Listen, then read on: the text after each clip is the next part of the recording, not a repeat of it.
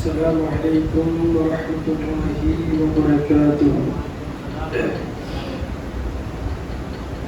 الحمد لله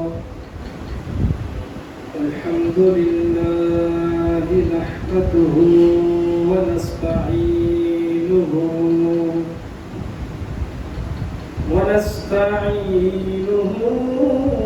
ونستغفره ونعوذ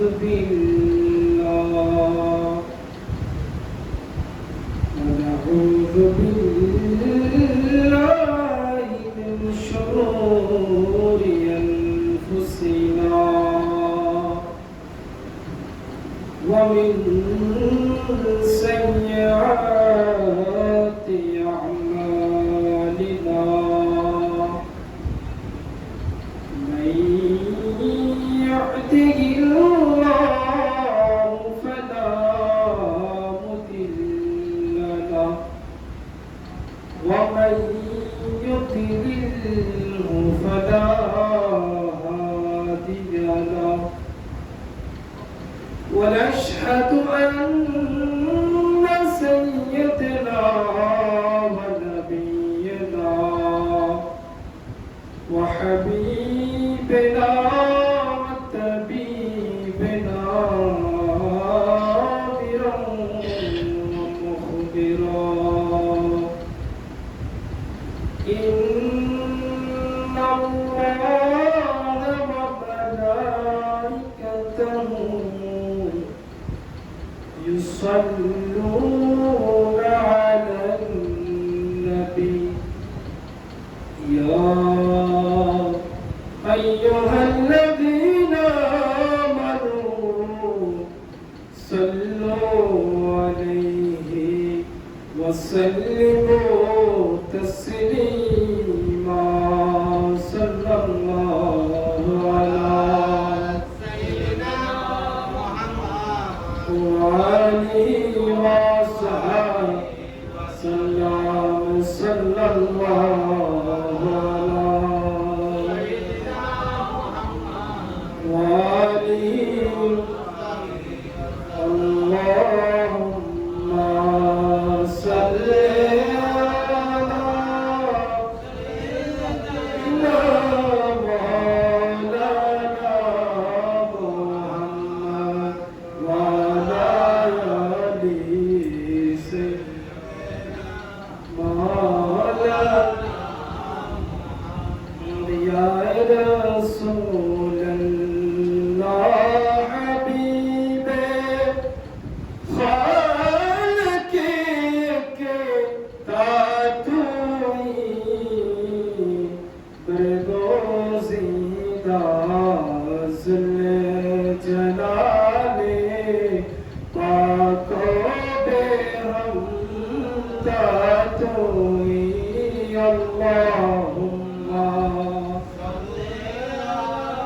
सय्यदिना मौलाना मदवाना याली सय्यद मौलाना जुम्मा करके काबा बनैया तह करके मदीना मदीना शरीफ नाद गैया काबर देशे नियाला. अल्लाहुम्मा सय्यदिना मौलाना मदवाना याली सय्यद मौलाना. सलातुन या रसूलल्लाह सलामुन या चमक तुझसे बात है सब बात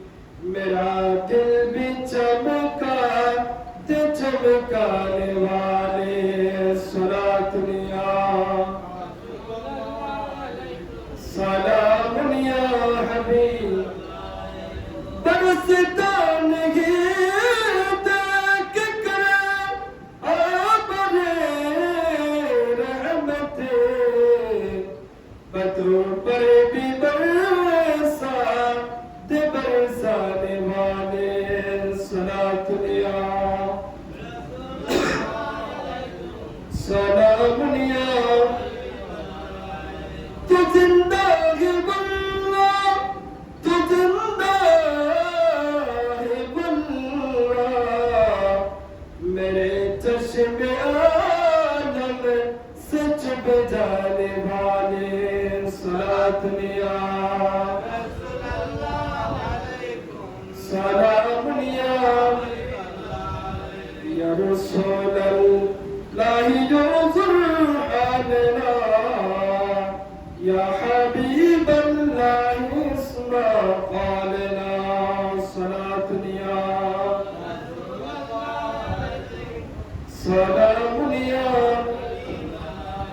أعوذ بالله من الشيطان الرجيم ببركة بسم الله الرحمن الرحيم ألا إن أولياء الله لا خوف عليهم ولا هم يحزنون صدق الله مولانا العظيم وصدق رسوله النبي الحبيب الكريم ونحن على ذلك من الشاهدين والشاكرين ربي صل وسلم وبارك عليه মহান আল্লাহ রাব্বুল আলামিনের দরবারে লাখ কোটি শুকরিয়া আদায় করছি যে মহান রব্বুল আলামিন আমাদের মতো গুনাহগার নাচিস নালায়েক নাহান্দা থেকে আরেকটি জুমার নামাজ নাসির মোহাম্মদ চৌধুরী বাড়ি জামে মসজিদে এসে বসে পড়ার যে তৌফিক দিয়েছেন সেই শুকরিয়া ওয়াক্তে উচ্চ আওয়াজ একবার বলি আলহামদুলিল্লাহ আলহামদুলিল্লাহ সাথে সাথে সরকার তো আলম নূরে মুজাসসাম شفيعنا كريمنا حبيبنا رؤوفنا كريمنا آقا محمد مصطفى صلى الله عليه وسلم पर लाखों कोटि दरूद ও সালাম প্রেরণ করছি যেই নবীর মাধ্যমে দ্বীন পেয়েছি ইসলাম পেয়েছি মাযহাব পেয়েছি যেই নবীর মাধ্যমে আমরা আল্লাহর এত নিয়ামত রাজি পেয়েছি সেই নবীর উম্মত হিসেবে যে আল্লাহ আমাদেরকে কবুল করেছেন সেই শুকরিয়া আতে উচ্চ আওয়াজে আরেকবার বলি আলহামদুলিল্লাহ আলহামদুলিল্লাহ আমি একটি কোরআনে পাকের আয়াত তেলাওয়াত করছিলাম যে আয়াতে কারিমায় আল্লাহ রাব্বুল আলামিন আল্লাহর প্রিয় বান্দাদের জিকির করেছেন কথা উল্লেখ করেছেন آيات كريمة نبتن ألا إن أولياء الله لا خوف عليهم ولا هم يحزنون দুনিয়ার মধ্যে আমি মানুষদেরকে সৃষ্টি করেছি তো ঠিক আছে কিন্তু সাবধান এখানে আমার কতগুলো বান্দা রয়েছে যাদের কোনো ভয় নাই যাদের কোনো চিন্তা নাই তারা হচ্ছেন আমার মাহবুব ওলিয়ে কেরাম বলুন না সুবহানাল্লাহ এই আয়াতের কারিমাকে সামনে নিয়ে আমি আজকে আলোচনা করার ইচ্ছা পোষণ করেছি সৈয়দ আহমদ শাহ সিরকুটি রহমতুল্লাহি আলাইহির জীবনী নিয়ে যেহেতু আগামীকাল ওনার উরসে পাক সেহেতু আজকে চেষ্টা করব সৈয়দ আহমদ শাহ সিরকুটি রহমতুল্লাহি আলাইহি ওনার জীবন কর্ম এবং ওনার জীবনকে লাইফ স্টাইলকে কিভাবে অতিবাহিত করেছে এবং কোরআনের মধ্যে ওনাদের ব্যাপারে কি কি আয়াতে কারিমা রয়েছে আল্লাহ রাব্বুল আলামিন আমাদেরকে আজকে এখানে যে এসেছি এই হাজিরিকে কবুল করুক বলুন আমিন আমিন আউলিয়া কেরাম যারা আছেন এরা কিন্তু নতুন কোনো শরীয়ত নিয়ে আমাদের কাছে আসেন না এদের কাজ এরা নবীদের কাজকে সামনের দিকে এগিয়ে নিয়ে যাবে আল্লাহর বলি যারা তারা মূলত বলিশব্দ অনুকর্ত রয়েছে আমাদের ঘরের যারা অভিভাবক তাদেরকেও বলি বলা হয় কিন্তু এখানে যাদেরকে আমরা প্রচলিত শব্দে বলি রয়েছে তারা আল্লাহর প্রিয় বান্দা বলুন না সুবহানাল্লাহ ওই স্পেশাল বান্দাদের মধ্যে যারা ইসলামকে বিভিন্ন দেশের মধ্যে নিয়ে গিয়েছেন, আরব দেশের মধ্যে প্রিয় নবী সাল্লাল্লাহু আলাইহি ওয়াসাল্লামের পরে যারা বিভিন্ন দেশে বিদেশে ইসলাম প্রচারে যারা অবদান রেখেছেন, খেদমত করেছেন, তাদের মধ্যে অন্যতম হচ্ছেন সৈয়দ আহমদ শাহ সিরকুটি রাহমাতুল্লাহি আলাইহি। সুবহানাল্লাহ। আপনি প্রশ্ন করতে পারেন যে আউলিয়া কেরামের অবদান কি ছিল বাংলার জমিনে, হিন্দুস্তানের জমিনে, বিশ্বের জমিনের মধ্যে ওনাদের ভূমিকা কিরকম ছিল? ওনাদের ভূমিকার কথা আপনি জীবনেও যদি উল্লেখ করেন, এরকম মাসের পর মাস চলে যাবে, বছরের পর বছর চলে যাবে, কিন্তু তাদের সেই অবদানের কথা আপনি উল্লেখ করতে পারবেন না। তাদের এত অবদান রয়েছে। এই বাংলাদেশের জমিনের মধ্যে সিলেটে সর্বপ্রথম শাহজালাল শাহ ফরহাদ এসেছেন ইসলামের দাওয়াত নিয়ে। এই চট্টগ্রামের জমিনের মধ্যে 12 আউলিয়া এসেছেন, ইয়াসিন আউলিয়া, মুসা আউলিয়া, শাহসান আউলিয়া, এভাবে করে যত আউলিয়া কেরাম এসেছেন, সেই ধারাবাহিকতায় এই চট্টগ্রামের মধ্যে সৈয়দ আহমদ শাহ সিরকুটি রাহমাতুল্লাহি আলাইহি ওনার আগমন ঘটেছে। সৈয়দ আহমদ শাহ সিরকুটি রাহমাতুল্লাহি আলাইহি আমার নবীর 38তম বংশধর। কততম? 38তম বংশধর। ওনার জন্ম 1856 সালে। উনি পাকিস্তানের মধ্যে জন্মগ্রহণ করেছেন এবং ওখানে উনি পড়াশোনা শেষ করেছেন 1880 সালে। মুমতাজুল মুহাদ্দিস নামে ওনাকে সনদ দেওয়া হয় 1880 সালে। এবং ওই 80 সালে উনি পড়াশোনা শেষ করার পরে 1900 খ্রিস্টাব্দে ইসলাম প্রচারের উদ্দেশ্যে তিনি দক্ষিণ আফ্রিকা চলে গিয়েছিলেন। কোথায়? দক্ষিণ আফ্রিকা। ওই পাকিস্তান থেকে উনি পড়াশোনা শেষ করার পরে ইসলামের খেদমতের উদ্দেশ্যে, এবং উনি ব্যবসায়ী ছিল, সাথে সাথে উনি ব্যবসাও করতে গেছেন এবং ইসলামের দাওয়াতের কার্যক্রম নিয়ে গেছেন। 1900 খ্রিস্টাব্দে 1911 সালে ওই আফ্রিকার মধ্যে একটি জামে মসজিদ প্রতিষ্ঠা করেন। যে বলেন না সুবহানাল্লাহ। 1911 খ্রিস্টাব্দে আফ্রিকার মধ্যে জামে মসজিদ প্রতিষ্ঠা করেন এবং ওখানে শেষ করার পরে উনি আবার পাকিস্তানের মধ্যে চলে আসেন। চলে আসার পরে বিয়ে শাদী করলেন। বিয়ে শাদী করার পরে স্ত্রী বলতেছে, আপনি তো অনেকদিন বাইরে ছিলেন, সফর করেছিলেন, আজকে আমাদের এখানে একজন বড় বুজুর্গ ব্যক্তি আছে, আপনি একটু ওনার কাছে যান না, ওনার একটু সুহবত নিয়ে আসেন। তখন সৈয়দ আহমদ শাহ সিরকুটি রাহমাতুল্লাহি আলাইহি বলতেছে যে বর্তমান সময়ে কি এরকম পীর পাওয়া যাবে? এখন তো তেমন একটা মানুষকে বিশ্বাস করা যায় না। তখন ওনার বিবি সৈয়দ আহমদ শাহ সিরকুটি রাহমাতুল্লাহি আলাইহি বিবি বলতেছেন, আপনি একটু গিয়ে দেখুন না, একটু সুহবত নিয়ে আসুন, যদি আপনার মন স্থির হয় তাহলে আপনি ওখানে থাকবেন, আর যদি মন স্থির না হয় আপনি চলে আসবেন। তো স্ত্রীর কথা শুনে সৈয়দ আহমদ শাহ সিরকুটি রাহমাতুল্লাহি আলাইহি উনি ঘর থেকে বের হলেন। বের হয়ে গেলেন জওহর শরীফের মধ্যে। ওনার নাম হচ্ছে খাজা আব্দুর রহমান চৌধুরী রাহমাতুল্লাহি আলাইহি। সুবহানাল্লাহ। ওনাকে তো প্রথমে চিনে নেন। আপনি যদি কোন একজন ব্যক্তিকে না চিনেন, ওনার সম্পর্কে আপনি বলতে পারবেন না। ঠিক তদরূপই সৈয়দ আহমদ শাহ সিরকুটি রাহমাতুল্লাহি আলাইহি উনি তো খাজা আব্দুর রহমান চৌধুরীকে চিনে নেন। ওনার সাথে প্রথম মোলাকাত হলো। সাথে সাথে ওখানে উনি একটা হরিপুর, জওহর শরীফ হরিপুরের মধ্যে একটা দোকান নিল। যেহেতু উনি ব্যবসায়ী ছিল, একটা দোকানও নিল। ওই দোকানের পাশে খাজা আব্দুর রহমান চৌধুরী রাহমাতুল্লাহি আলাইহির সাথে সাক্ষাৎ হলো। গভীর মনোযোগ। খাজা আব্দুর রহমান চৌধুরী রাহমাতুল্লাহি আলাইহি উনি সাধারণ কোনো মানুষ নয়। উনি দুনিয়ার কোন শিক্ষকের কাছে পড়াশোনা করেন নাই।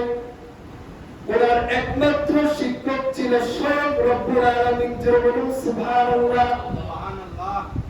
ওনার স্বয়ং শিক্ষক ছিল আল্লাহ রব্বুল আলামিন। আর কোন রব্বুল আলামিনের পক্ষ থেকে যে ইলমটা আসে, যে জ্ঞানটা আসে, ওটাকে বলা হয় ইলমে লাদুনি। জোরে বলুন সুবহানাল্লাহ।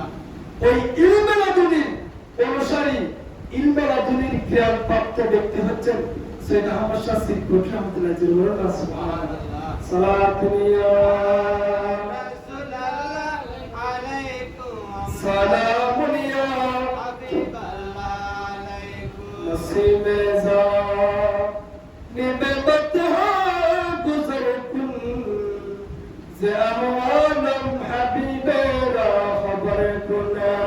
সালাতুন ইয়া রাসূলুল্লাহ আলাইকুম, সালামুন ইয়া হাবিবাল্লাহ আলাইকুম।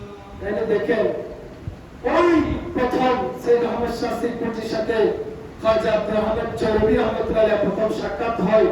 ওনার দোকানের পাশে উনি একটা মসজিদ নির্মাণ করতেছেন। কি মসজিদ নির্মাণ করতেছেন? ওই মসজিদ নির্মাণের কাজ করতেছে ওখানে। এখন ওনাকে গিয়ে, যেহেতু একটু ভাবসাপ আছে, সৈয়দ আহমদ শাহ সিরকুটি চিনে ফেললে হয়তো উনি হয়তো সে গিয়ে সালাম দিল, আসসালামু আলাইকুম বলে জিজ্ঞেস করলো মানে নামটা। তারপরে খাজা আব্দুর রহমান চৌধুরী জিজ্ঞেস করলো, আপনি এখানে কি করছেন? আচ্ছা, আমি এখানে একটা নতুন দোকান নিয়েছি।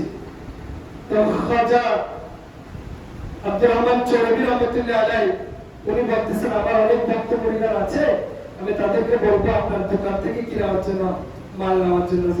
সুবহানাল্লাহ। এখন জিজ্ঞেস করলো সৈয়দ আহমদ শাহ সিরকুটি যে হুজুর আপনি এখানে কি করছেন? আচ্ছা, আমি এখানে একটা মসজিদ তৈরি করার চেষ্টা করছি। তখন সৈয়দ খাজা সৈয়দ আহমদ শাহ সিরকুটির পকেট থেকে ওখানে কিছু টাকা দিল। উনি সেগুলো নিয়ে চলে গেল। এরপর আস্তে আস্তে পরিচয় হচ্ছে খাজা আব্দুর রহমান চৌধুরীর সাথে সৈয়দ আহমদ শাহ সিরকুটি। এখন যখন সুহবত লাগতেছে, এক অপরকে চিনতেছে, তখন সৈয়দ আহমদ শাহ সিরকুটি খাজা আব্দুর রহমান চৌধুরীর হাকিকত বুঝতেছে। এখন আস্তে আস্তে কাছে যাচ্ছে, কথাবার্তা বলতেছে, সুহবতের মধ্যে বসতেছে, ওয়াজ নসিহতের মধ্যে বসতেছে। এভাবে আস্তে আস্তে আস্তে আস্তে একটা মধুর সম্পর্ক হয়ে গেল। এখন সৈয়দ আহমদ শাহ সিরকুটি রহমাতুল্লাহ যেহেতু ব্যবসা করত, উনি এখন দোকানের মধ্যে বসত, ওনার মন টিকত না দোকানের মধ্যে। উনি চলে যেত ওনার দরবারের মধ্যে, মন টিকত না ওনার, উনি ওখানে চলে যেত, প্রত্যেকদিন চলে যেত, বারবার চলে যেত ওখানে। আবার একদিন কি হলো, উনি দেখতেছে ওনার অনেক ভক্ত মুরিদান পাহাড় থেকে কাঠ নিয়ে আসতেছে। কি কাঠ বোঝাই করে দরবারের মধ্যে নিয়ে যাচ্ছে। এখন সৈয়দ আহমদ শাহ সিরকুটি রহমাতুল্লাহ আলাইহি উনি তো বড় বংশের লোক ছিল, শহীদ বংশের লোক ছিল, এবং ব্যবসা বাণিজ্য ছিল, অনেক নামি দামি ব্যক্তি। উনি একদিন কি করলো, এরকম বাগান থেকে কাঠ কেটে নিয়ে আসতেছে। সবাই অবাক হয়ে গেল, সবাই অবাক হয়ে গেল যে একজন বড় বড় ব্যবসায়ী, একজন বড় সম্মানিত বংশের সন্তান, উনি কিভাবে কাঠ কেটে আনতে পারে। তরিকতের সনদ দেখেন, উনি সর্বপ্রথম আত্মমর্যাদা, আমিত্ব, অহংকারকে ধ্বংস করে দিলেন। যে বলুন না সুবহানাল্লাহ। যিনি ওলি হবেন তার মধ্যে অহংকার থাকতে পারবে না, যিনি ওলি হবেন তার মধ্যে আমিত্ব থাকতে পারবে না, যিনি ওলি হবেন তিনি আত্মমর্যাদাকে, সম্মানকে তিনি কোন তুচ্ছ মনে করবেন। ওনার সন্তুষ্টি একমাত্র আল্লাহ, আল্লাহ রাসূল। যে বলুন না সুবহানাল্লাহ। ওই সেই রকম সৈয়দ আহমদ শাহ সিরকুটি রহমাতুল্লাহি আলাইহি উনি খাজা আব্দুর রহমান চৌধুরীর ওখানে যাচ্ছেন, প্রতিদিন বসতেছেন, দরসে বসতেছেন, ওনার সুহবতে থাকতেছেন। এক পর্যায়ে ওনাদের গভীর সম্পর্ক হয়ে গেল। একদিন কি হলো, খাজা আব্দুর রহমান চৌধুরী সৈয়দ আহমদ শাহ সিরকুটি রহমাতুল্লাহ আলাইহি ওনার বাড়ি কোথায়? সিরকুট শরীফ, এবং পীরের বাড়ি হচ্ছেন হরিপুরের মধ্যে, প্রায় 18 মাইল থেকে আরো অনেক বেশি দূরে। ওই শ্রীকুট শরীফ থেকে পীরের দরবারের মধ্যে কাঁধের মধ্যে করে ওই জঙ্গল থেকে কাঠ কেটে প্রত্যেকদিন নাকি ওই পীরের দরবারে নিয়ে যেত। পীরের দরবারে প্রত্যেকদিন নিয়ে যাওয়ার সময় ওনার এদিকের মধ্যে একটা, আমরা যেটাকে চট্টগ্রাম ভাষায় কি বলি, হ্যাঁ ওটা আর কি বলি চাট হয়ে গেল এখানে। উনি এটা দেখার পরে হাজার রহমান চৌধুরীকে বলল, আপনার এটা করা দরকার নেই, আপনার অনেক দায়িত্ব রয়েছে। এখন উনি ওই ব্যবসা বাণিজ্য আর মন টিকতেছে না ওনার। উনি এখন পীরের কাছে আসছে, এসে জিজ্ঞেস করতেছে, হুজুর আমি কি করতে পারি এখন পীর অনুমতি দিল যে আপনাকে এখন সফর করতে হবে। সুবহানাল্লাহ। এই সফর করা যেটা এটা নবীদের সুন্নাত। নবীরা ওনাদের ঘরের মধ্যে অবস্থান করে নাই। আমার নবী হিজরত করেছেন, মক্কা থেকে মদিনা সফর করেছেন। এভাবে করে এক একজন নবী বলি তাদের ইতিহাস দেখলে তারা নিজেদের ঘরের মধ্যে কোনদিন থাকেন নাই, তাদের অবস্থান ছিল বাহিরে। ঠিক তদরূপই সৈয়দ আহমদ শাহ শ্রীকুটি রহমাতুল্লাহি আলাইহি ওনাকে ওনার পীর মুর্শিদ বললেন, আপনাকে এখন সফর করতে হবে। এখন পীরের কথা মতো উনি সফরের জন্য বের হলো। উনি প্রথমে সফর করলেন রেঙ্গুনের মধ্যে, কোথায় বর্তমান মায়ানমার যেখানে আছে, ওই রেঙ্গুনের মধ্যে উনি কি করলো, সফর করলো। এটা সফরটা করেছিল 1920 সালে। কত সালে? 1920 সালের মধ্যে উনি ওই রেঙ্গুনের মধ্যে সফর করেছিল। ইসলামের দাওয়াত নিয়ে গিয়েছিল, সেটা ব্যবসা বাণিজ্যের উদ্দেশ্য ছিল, তবে ওনার মেন উদ্দেশ্য ছিল উনি ইসলামের দাওয়াত দিবে। ও মায়ানমার তখন একসময়, এখন বর্তমানে মানুষরা প্যারিসের মধ্যে ভ্রমণ করতে যায়, বিভিন্ন ওয়েস্টার্ন কালচারের মধ্যে ভ্রমণ করতে যায়, কিন্তু একসময় মানুষরা যেত মায়ানমারের মধ্যে। আমাদের বাংলাদেশের মানুষরা দেখবেন ওই বারমায় লঙ্গি কতগুলো বলে, তখন ওখান থেকে নিয়ে আসতো মায়ানমার থেকে। এক একজন এক এক উদ্দেশ্য সফর করে, কিন্তু যাদেরকে আল্লাহ রাব্বুল আলামিন যে কাজের জন্য তৈরি করেছেন, সৈয়দ আহমদ শাহ শ্রীকুটি রহমাতুল্লাহি আলাইহি ওনাদের উদ্দেশ্য ভ্রমণ করা নয়, ওনাদের উদ্দেশ্য ছিল ইসলামের দাওয়াত দেওয়া। সুবহানাল্লাহ। ওই সময়ের মধ্যে সৈয়দ আহমদ শাহ শ্রীকুটি রহমাতুল্লাহি আলাইহি উনি রেঙ্গুনের মধ্যে গেল, ওখানে গিয়ে মানুষদেরকে ইসলামের দাওয়াত দেওয়া শুরু করলো। এবং ওখানে উনি একটা মসজিদের মধ্যে ইমামতি এবং খাতামতের দায়িত্ব নিল। সুবহানাল্লাহ। ওই ইমামতি এবং খাতামতের দায়িত্ব নেওয়ার সময় উনি আসরের নামাজের পরে মানুষদেরকে তালিম দিত, প্রত্যেক দিন দারস তাদরিস দিত, মাসলা মাসাইল শিক্ষা দিত, ইসলামের সৌন্দর্য বর্ণনা করত, এবং ইহুদি খ্রিস্টান বৌদ্ধ চাকমা বার্মা তাদেরকে ইসলামের দাওয়াত দিত। সুবহানাল্লাহ। 1 বছর 2 বছর নয়, এক নাগারে 21 বছর উনি মায়ানমারের মধ্যে ছিলেন। সুবহানাল্লাহ। এবং পীরের নির্দেশ ছিল যে আপনি আপনার মকসদ যতদিন শেষ না হয় ততদিন আপনি বাড়ি বাড়ি আসতে পারবেন না।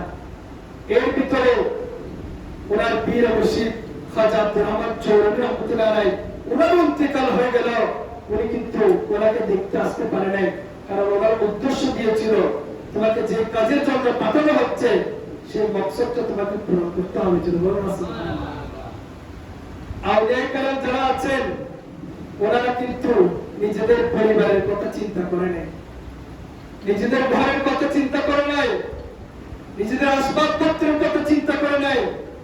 ওনারা দ্বীন মিল্লাত মাযহাবের জন্য নিজেকে কুরবান করে দিয়েছেন, যার কারণে আমরা আজকে বুক ফুলিয়ে মিম্বরের মধ্যে কথা বলতে পারতেছি।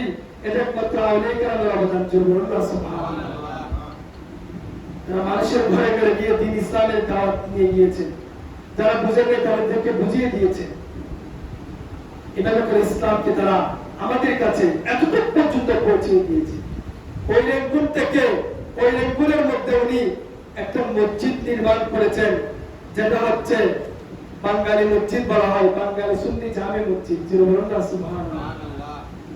ওই মসজিদের মধ্যে উনি অনেকদিন খেদমত করেছেন এবং উনি এখানে আঞ্জুমান, যে বর্তমানে আপনারা দেখতেছেন আঞ্জুমানে রহমানিয়া, ওখানে একটা উনি প্রতিষ্ঠা করলেন। আঞ্জুমানে শুরা নামে একটা আঞ্জুমান ওখানে উনি প্রতিষ্ঠা করলেন।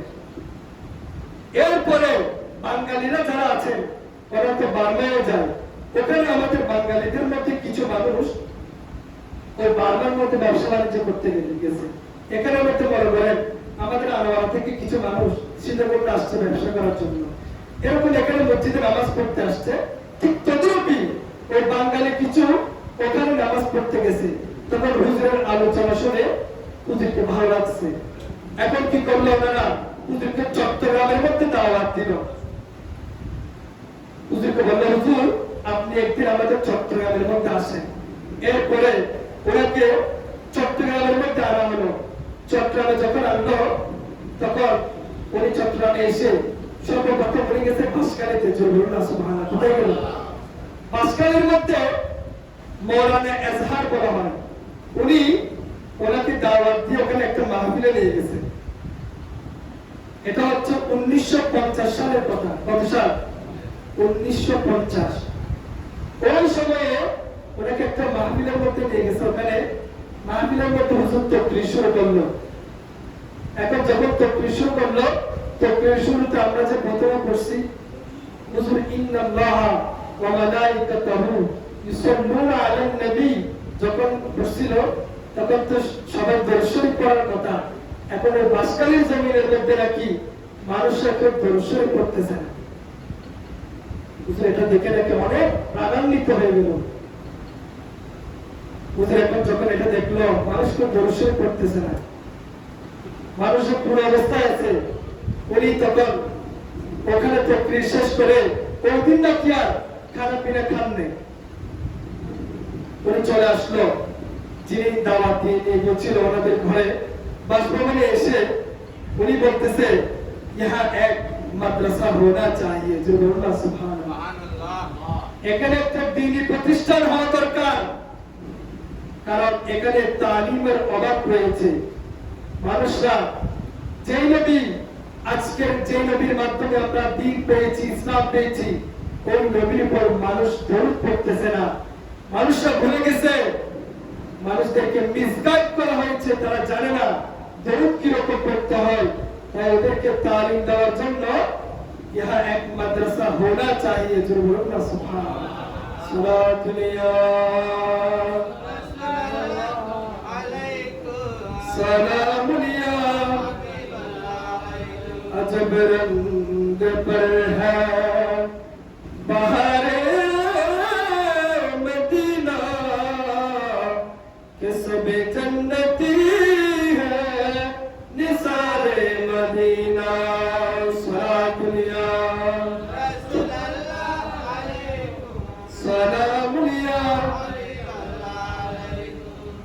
হুজুর সৈয়দ আহমদ শাহ সিরকুটি রাহমাতুল্লাহি আলাইহি যে জামিয়া প্রতিষ্ঠা করেছেন, ওই সময় আগে উনি যখন দেখতেছেন বাংলাদেশের মানুষের হাল হাকিকত ঠিক নাই, উনি বলতেছেন তাদেরকে আমি এখন বললে হবে না, কিয়ামত পর্যন্ত যাতে তারা মিসগাইড না হয়, কিয়ামত পর্যন্ত যাতে তারা গুমরাহি না হয়, সে কারণে এখানে একটা মাদ্রাসা প্রতিষ্ঠা হওয়া দরকার। সুবহানাল্লাহ। এরপরে উনি যারা ওনার সঙ্গে সাথে ছিল ওদেরকে বলতেছেন, এখানে যে মাদ্রাসাটা হবে এটা এমন একটা জায়গা হবে যে জায়গাটা না গ্রাম হবে না শহর হবে। এখানে পুকুর থাকবে এবং যাতায়াতের পথটা সুবিধা হবে, এমন একটা নির্ধারণ করে হুজুরকে দেখানো হলো। এখন অনেক জায়গা দেখানো হয়েছে, কিন্তু বর্তমান যেখানে নাজিরপাড়ার মধ্যে মাদ্রাসা রয়েছে ওই জায়গার মধ্যে হুজুর কাবলাকে দেখানো হলো। হুজুর বলতেছে ঠিক আছে, এটাই হবে জামিয়া আহমদিয়া সুন্নিয়া। সুবহানাল্লাহ। ওই সময়ের মধ্যে 1954 সালে উনি ভিত্তিপ্রস্তর স্থাপন করলেন ওখানে।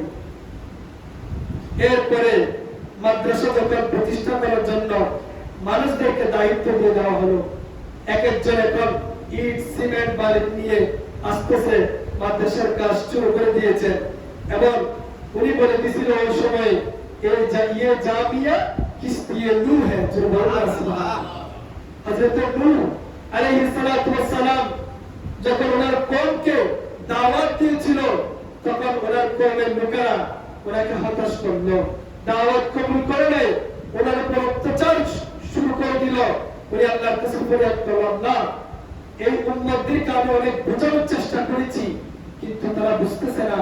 তখন আল্লাহ রাব্বুল আলামিন ওনার জন্য একটা নৌকা, তাদেরকে কিস্তিয়ে নূহ বলা হয়, ওই নৌকা উনি তৈরি করলেন এবং তৈরি করার পরে উনি হযরত নূহ আলাইহিস সালামকে বললেন, আপনি এখন সবাইকে ডাকেন, আপনার ডাকে যারা সাড়া দিয়ে এই নৌকার মধ্যে উঠবে তাদেরকে আল্লাহ জান্নাত দান করবে। বলুন সুবহানাল্লাহ। ওই হযরত নূহ আলাইহিস সালামের ডাকে ওই সময় যারা মানুষ থেকে শুরু করে পশু পাখি যত কিছু আসে সবাই ওই নৌকার মধ্যে উঠে নাজাত পেয়েছিল। এরপরে একটা বড় ধরনের ভূমিকম্প এসে নূহ আলাইহিস সালাম এর উম্মতকে আল্লাহ রাব্বুল আলামিন ধ্বংস করে দিয়েছিল। বলুন নাউযুবিল্লাহ।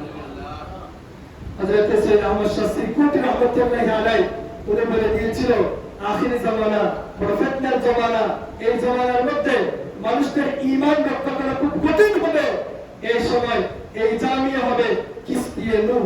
বলুন সুবহানাল্লাহ। এই জামিয়া মানুষদের ঈমানকে রক্ষা করবে, আমলকে রক্ষা করবে, মানুষদেরকে হেদায়েতের দিকে আহ্বান করার জন্য বড় বড় সৈনিক তৈরি করবে। ওই জামিয়া এই জামিয়া। বলুন সুবহানাল্লাহ। সেই জন্য হুজুর কাবলা কত বছর আগে উনি বলে দিয়েছিল এই জামিয়া কিস্তিয়া নূহ হ্যায়, এটা নূহ আলাইহিস সালামের কিস্তি হবে। বর্তমানে আমরা হারে টের পাচ্ছি, ঠিক না ঠিক? দেখেন সৈয়দ আহমদ শাহ সিরকুটি রাহমাতুল্লাহি আলাইহি উনি ওই সময় জামিয়া প্রতিষ্ঠা করলেন। এরপরে মুরিদদেরকে উনি বলে দিয়েছিলেন যে मुझे देखना है तो मदरसा को देखो, मुझे मोहब्बत है तो मदरसा को मोहब्बत करो। উনি বলতে পারতেন আমাকে যদি মোহব্বত করো আমার পকেটটা বাড়ি করো, উনি কিন্তু সেটা বলে নাই। জামিয়া প্রতিষ্ঠা করে উনি বলেছেন আমি এখানে থাকবো না, আমি শ্রীপুর শরীফে চলে যাব, কিন্তু তোমরা যদি আমাকে মোহব্বত করতে চাও আমার জামিয়াকে মোহব্বত করো, যদি তোমরা আমাকে দেখতে চাও আমার জামিয়াকে দেখো। বলুন না সুবহানাল্লাহ। আজকে হুজুর কেবলার সেই বাণী ওনার পরিধানটা অক্ষর অক্ষরে পালন করতেছে, ওনারা জামিয়াকে সেভাবে দেখতেছে। বলুন না সুবহানাল্লাহ। সালাতুনিয়া সালামুনিয়া হাসবি রব্বি জাল্লাল্লাহ মাফি আল্লাহ হাসবি রব্বি জাল্লাল্লাহ মাফি কলবি মুহাম্মদ সাল্লাল্লাহ লা ইলাহা ইল্লাল্লাহ লা ইলাহা ইল্লাল্লাহ। দেখেন রেঙ্গুনে যখন সৈয়দ আহমদ শাহ সিরকুটি রাহমাতুল্লাহ ছিল, ওই রেঙ্গুনের মধ্যে একজন আল্লাহর বলি ছিল, মজজুব আল্লাহর বলি, যারা মূলত শরীয়তের পাবন্দির মধ্যে নাই, ওরা শরীয়তের বাহিরে। ওনাকে সুলতানুল আউলিয়া বলা হয়। উনি যেখানে সেখানে যান না, ওই রেঙ্গুনে যখন ছিল তখন। একদিন ওই সুলতানুল আউলিয়া, ওনার নাম ছিল হচ্ছে আব্দুল হামিদ রাহমাতুল্লাহি আলাইহি। উনি একদিন পথে তার হাঁটতেছে, হাঁটার পরে এখন আজান দিছে একটি মসজিদের মধ্যে। মুয়াজ্জিন যখন আজান দিছে, আজান দেওয়ার পরে ওই সুলতানুল আউলিয়া আব্দুল হামিদ শাহ রাহমাতুল্লাহি আলাইহি উনি একটি মসজিদের মধ্যে ঢুকলো।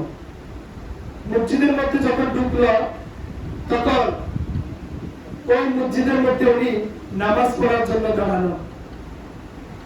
এখন মুয়াজ্জিন ইকামত দিল, হুজুর নামাজ শুরু করলো। গভীর মনোযোগ। ওই সুলতানুল আউলিয়া আব্দুল হামিদ শাহ উনি লক্ষ্য করলেন উনি অনেক মসজিদের মধ্যে নামাজ পড়েছেন। উনি যেমন দুনিয়াবি জাহির সম্পর্কে জানে, তেমনি বাতিনি সম্পর্কে ওনার অবগত আছে। ওই আব্দুল হামিদ রহমতুল্লাহ আলাইহি যখন মসজিদের মধ্যে ঢুকলেন, এখন ইমাম সাহেব নামাজ শুরু করলেন। নামাজ শুরু করার সময় উনি সূরা কারাত সবকিছু পড়লেন। যখন সূরা কারাত পড়ার পরে যখন রুকুর মধ্যে যাবে, তখন আব্দুল হামিদ সাহেব খেয়াল করলো রুকুতে যখন যাবে, মানুষরা রুকুতে যাবে, কিন্তু রুকুতে যাওয়ার সাথে সাথে উনি দেখতেছেন মসজিদের ফিলার গুলো রুকুর মধ্যে চলে যাচ্ছে। সুবহানাল্লাহ। কি রে? উনি চিন্তা করলো মানুষরা তো রুকুতে যাবে, কিন্তু এখানে দেখতেছি মসজিদের মধ্যে মানুষের সাথে সাথে মসজিদের ফিলার এবং দেওয়ালগুলো পর্যন্ত দেখতেছি রুকুর মধ্যে চলে যাচ্ছে। উনি আশ্চর্য হয়ে গেল, আমি এতদিন অনেক মসজিদের মধ্যে নামাজ পড়েছি, এরকম হাল হাকিকত তো দেখি নাই। এখন দেখেন এরপরে নামাজ শুরু, রুকুতে যখন গেল, মসজিদের ওই দেওয়ালগুলো ফিলারগুলো রুকুর মধ্যে, রুকু থেকে যখন উঠবে তখন দেখতেছেন ওই মসজিদের দেওয়াল ফিলারগুলো আবার ওঠা। এরপর যখন সিজদার মধ্যে যাবে, তখন ওনাকে তারা সিজদার মধ্যে চলে যাচ্ছে। উনি অবাক হয়ে গেল। উনি প্রথমে মনে করেছেন হয়তো প্রথম রাকাতের মধ্যে এমন হবে, কিন্তু না, প্রথম রাকাতে সেরকম, দ্বিতীয় রাকাতের মধ্যে সেম অবস্থা। এভাবে করে চতুর্থ রাকাত শেষ হলো। শেষ হওয়ার পরে উনি এখন বসে রইল। এখন মানুষ অন্য যেগুলো আছে এগুলো তো চেনে না, কিন্তু উনি তো আল্লাহর মজজুল প্রহরী, ওনাকে সুলতানুল আউলিয়া বলা হয়, এক নামে সবাই চিনে। উনি তো অবাক করে তাকিয়ে রইল, উনি কে? ওনার সাথে একটু পরিচিত হতে হবে। মানুষ ওনার সাথে সাক্ষাৎ করে একজন পর্যন্ত চলে যাচ্ছে। এখন উনি ওনার সাথে সাক্ষাতের মধ্যে গেল। নুরানি চেহারা, কত সুন্দর ওনার দাড়ি মুবারক, পাগড়ি মুবারক, জুব্বা মুবারক। ওনাকে দেখার সাথে সাথে উনি চিনতে পারলো উনি সাধারণ কোনো মানুষ নয়, উনি আল্লাহর ওলি। এখন দেখেন ওই ব্যক্তিটার কেউ নয়, উনি ওনার সাথে আসলো, পাশে আসলো, কথা বললো, হুজুর আমি আর কোনো কিছু চিন্তা করবো না, আপনি একটু আমাকে বায়াতের মধ্যে নিয়ে আসেন, যে বলুন সুবহানাল্লাহ। এখন মানুষ যেগুলো বাকি করে আছে তারা দেখো অবাক হয়ে গেল, কিরে এতদিন পর্যন্ত উনি আমাদের মসজিদের ইমামতি খাতা করছিল, আমরা ওনাকে চিনতে পারি নাই, কিন্তু আমরা যাকে সুলতানুল আউলিয়া বলে জানতাম আব্দুল হামিদ শাহ, উনি এসে আমাদের মসজিদের খতিবের কাছে বায়াত গ্রহণ করতেছে। উনি কেমন ব্যক্তি?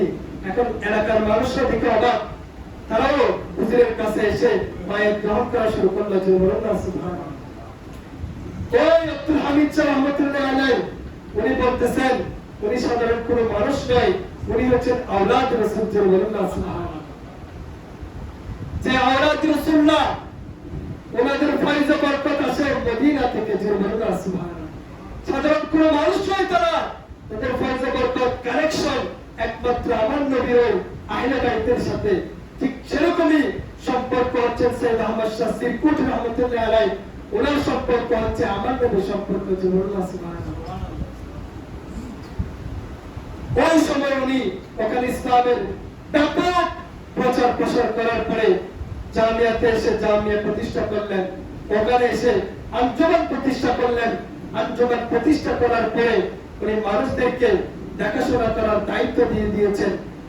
আউলিয়া কেরামের মধ্যে আপনি যদি ওনাদের লাইফ স্টাইলটা যদি একটু কি করেন, স্টাডি করেন, ওনাদের যে বৈশিষ্ট্যগুলো আছে তার মধ্যে দুইটা বৈশিষ্ট্য আপনি পাবেন। এক নম্বর হচ্ছে তারা মুত্তাকি, দুই নম্বর হচ্ছে তারা ইখলাস। মুত্তাকি কিরকম? মুত্তাকি বলা হয় যে তারা আল্লাহ ভীতি, সব সময় আল্লাহকে ভয় করবে, নামাজে বলেন, কথাবার্তায় বলেন, কাজকর্ম বলেন, ওনাদের কথাবার্তা বলা এরকম থাকবে। এক আল্লাহর ওলি, উনি সুফি আল্লাহর ওলি, উনি বলতেছে যে মানুষ আল্লাহর নিয়ামত প্রাপ্তির জন্য ইবাদত করে তারা হচ্ছে ব্যবসায়ী। তারা কি? ব্যবসায়ী।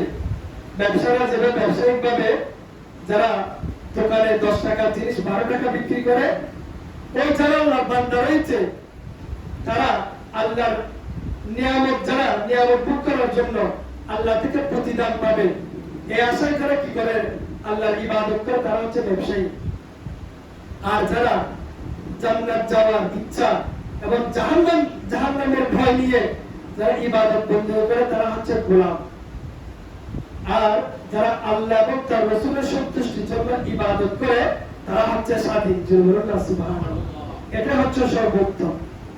আমাদের কাজ কর্মগুলো হতে হবে আল্লাহ এবং তার রাসূলের সন্তুষ্টির জন্য। আপনি জান্নাতে যাবেন, জাহান্নামে ভয় করবেন, আল্লাহর নিয়ামত ভোগ করবেন, এগুলো যদি করেন আপনি শুধু কিছু কিছু নিয়ামতের ভাগীদার হবেন, পুরো নিয়ামত পাবেন না। যদি আপনি আল্লাহ এবং আল্লাহর রাসূলকে পান তাহলে পুরো মালিকটা আপনি পেয়ে গেলেন। সুবহানাল্লাহ। আপনি যদি মালিককে রাজি করতে পারেন এই নিয়ামতগুলো তো পুরো কিছুই না, ওই মালিককে তো রাজি করতে হবে।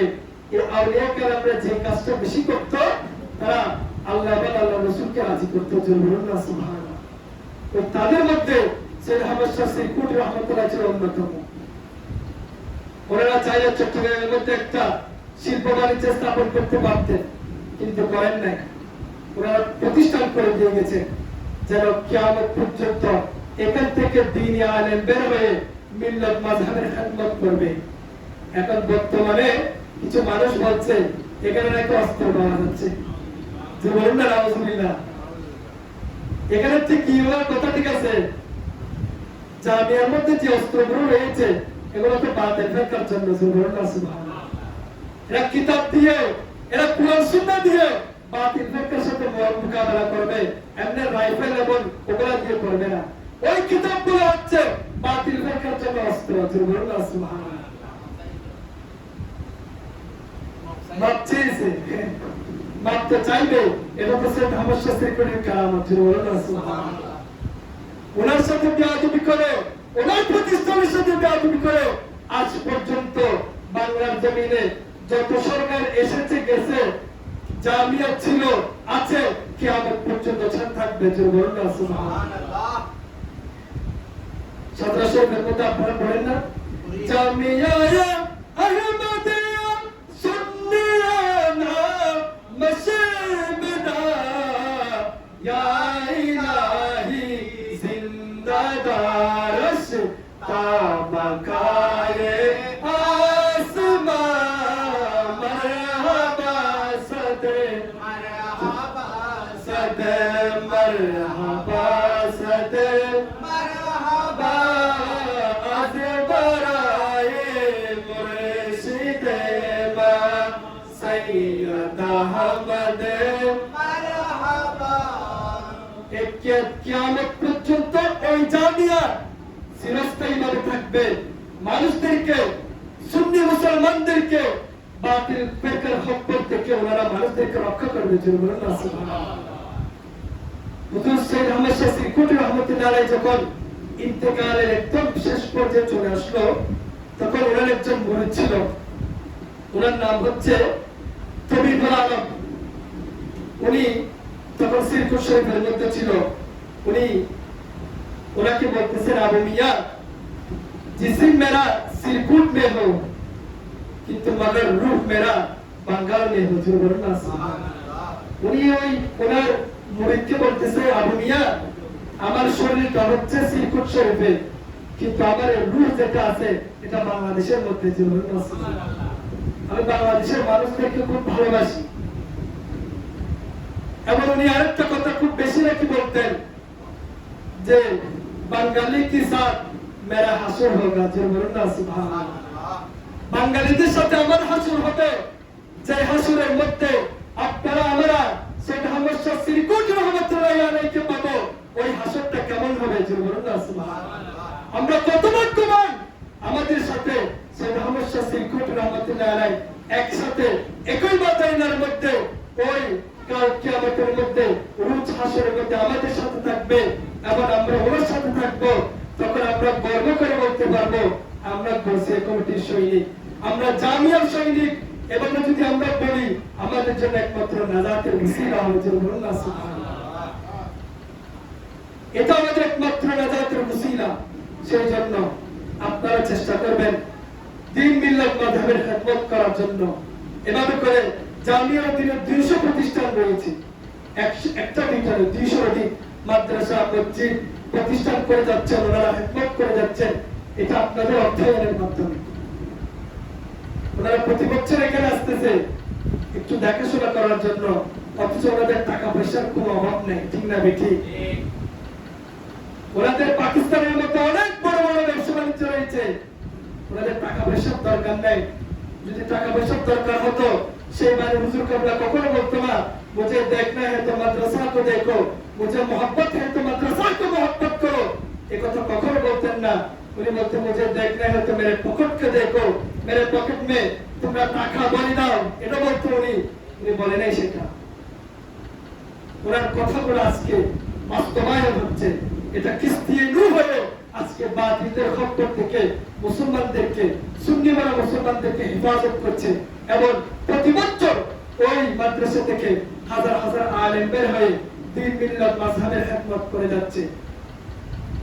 এটা হচ্ছে একমাত্র সৈয়দ আহমদ শাহ সিরকুট রহমাতুল্লাহির অবদান। এরপর ওনার পরে ওনার ছেলে মোহাম্মদ তাইয়ুব শাহ রহমাতুল্লাহ আলাইহি, বর্তমানে তাহির শাহ এবং সাবির শাহ রাহমাতুল্লাহ আলাইহি ওনারা খেদমত করে যাচ্ছে। আল্লাহ রাব্বুল আলামিন ওনাদের খেদমতকে কবুল করুন, সবাই বলুন আমিন। এবং আমরা যারা আগামীকাল উরুসে পাক এখানে বিএম গেট থেকে আসরের পরে আসর নামাজের পরে গাড়ি দেওয়া হচ্ছে, ওখানে বিশাল ময়দান আপনাদের জন্য সাজিয়ে রাখা হয়েছে। আপনারা চলে যাবেন। পুলিশের মধ্যে গেলে একটা কি হবে, ওনাদের রুহানি ফয়জে বরকত ওখানের মধ্যে থাকবে।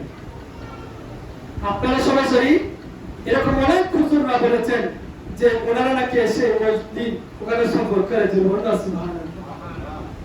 যারা মৃত্যুর আগে মৃত্যুর পরে কি হবে সে অবস্থা জানে, যারা 50 বছর 60 বছর পরে কি অবস্থা হবে সেটা জানে, তাইলে ওনারা তো ওখানে আছেন, সেটা আমাদের বিশ্বাস। কালকে উরুস আছে, ওখানে যাবেন আপনারা। এর বিএম গেটের মধ্যে গাড়ি দেওয়া হচ্ছে বসে কমিটির পক্ষ থেকে। ওখানে গিয়ে আপনারা ফয়জে বরকত অর্জন করবেন, দেখে আসবেন, জামিয়ার মাদ্রাসা ঘুরে আসবেন। ওখানে এমন সময় দেখেছি অনেক মানুষ রাতে এসে জামিয়ার মাঠের মধ্যে হেঁটে যায় একটু বরকত নেওয়ার জন্য। গম্বুজের নিচে গিয়ে হালকার মধ্যে গিয়ে নামাজ পড়ে। আমি অনেক প্রমাণ পেয়েছি প্র্যাকটিক্যালি। আমি ওখানে আজকে আমি 7-8 বছর লেখাপড়া করতেছি, অনেক প্রমাণ। আমি নিজে ওনাদের কারামতের শিকার হয়েছি। আমি নিজে অনেক কিছু হালকার মধ্যে বসে 2 রাকাত নামাজ পড়ে আল্লাহর কাছে চেয়েছি, 1 ঘন্টা হইলে সেটা ফলাফল পেয়েছি। সুবহানাল্লাহ, প্র্যাকটিক্যাল। আপনারা সেই কাজ করার চেষ্টা করবেন, পুরুষের মধ্যে যাবেন, ওনাদের ফয়জে বরকত দিবেন। এবং আমি গত জুমায় আপনাদেরকে বলেছিলাম যে সকালবেলা নামাজের মধ্যে কয়জন হয় আমার সেক্রেটারিকে হুজুরকে কি দেওয়ার জন্য, রিপোর্ট নেওয়ার জন্য। আজকে আমার সেক্রেটারি বলতো 3 জন মানুষ ছিল নাকি, 3 জন। বড় আফসোসের বিষয়। এরকম আউলিয়া কালাম থেকে শিক্ষা আমরা কি নেব? ওনারা কখনো নামাজ কাজা করেনি। ইবাদতের পরে ওনারা বাকি কাজগুলো করতেছে। আগে আপনাদেরকে ইবাদত করতে হবে। 5 ওয়াক্ত নামাজ এটা ফরজ, এখানে কোনো অপশন নাই।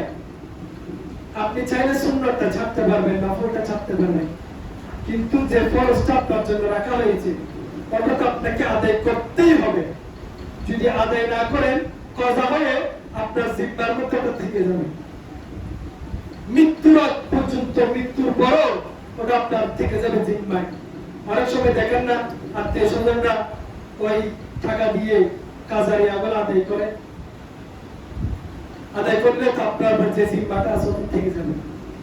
সুতরাং মসজিদের মধ্যে আপনারা মসজিদ তৈরি করেছেন, এই মসজিদটা যদি খালি থাকে আমার আল্লাহ আমার নবী তো নারাজ হবে।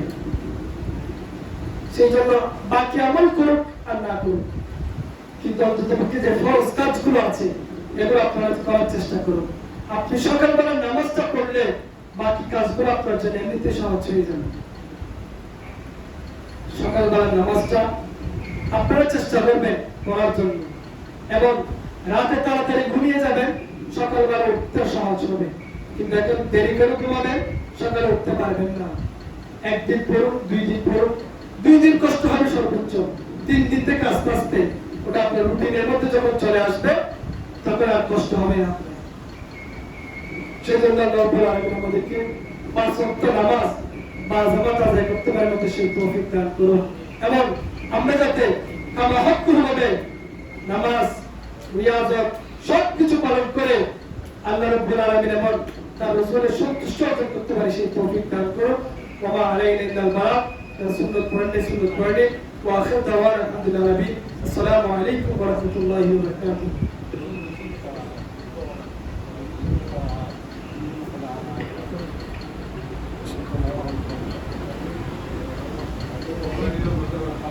Thank you.